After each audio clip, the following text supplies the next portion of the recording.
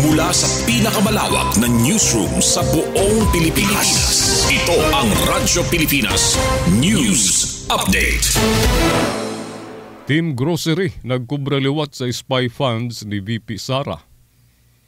Lumutaw naghapon ang Team Grocery nga ginuungayan sa mga pampano, harina, kasim, bacon sa listahan sa mga ginpiki, hausyaw, hinimo-himo nga mangaran nga iging susumpay sa naisumat irregularidad sa paggamit sa 500 million pesos confidential funds ni Vice President Sara Duterte sa Office of the Vice President.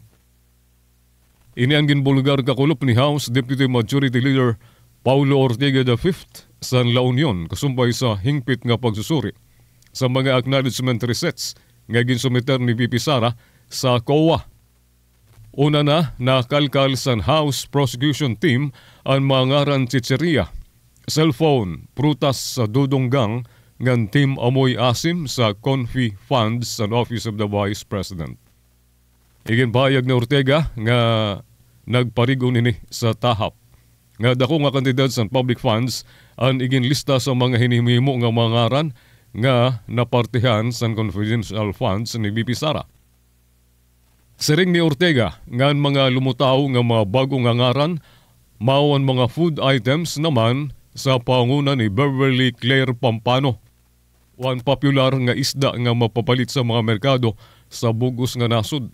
Ada sa listahan liwat ang Miko Harina nga napilido ang panguna nga sangkap sa paghimo sa tinapay ng mga native pastries. Kimpuna liwat ni Ortega ang mga ngaran Patiting, Ralph Joss Bacon nga mga sangkap naman sa burger staples samtang ang Sala Kasim ang kasim sa baboy nga gigagamit sa paghimo sa adobo nga minudo. Bagalistahan sa mga ginpapalit sa merkado o grocery ang mga bago nga ngaran nga nakita naton sumala pa kan Ortega. Pangatapusan sa naton balita,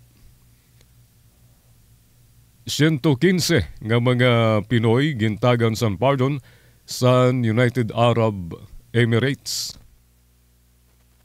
Kimpasalamatan ni Pangulo Ferdinand R. Marcos Jr. si United Arab Emirates President Sheikh Mohammed bin Zayed Al Nahyan sa paghatag sa clemency sa 115 nga mga Filipino convicts samtang iginselebrar ang Holy Month of Ramadan. Iginpaibaro sa tunga Bernes sa Embahada sa UAE sa gobyerno sa Pilipinas, pinagis sa Department of Foreign Affairs, Office of the Middle East and African Affairs ang parte sa Royal Pardon. The UAE ambassador in Manila has personally informed us that for this season's Ramadan and Eid al-Fitr,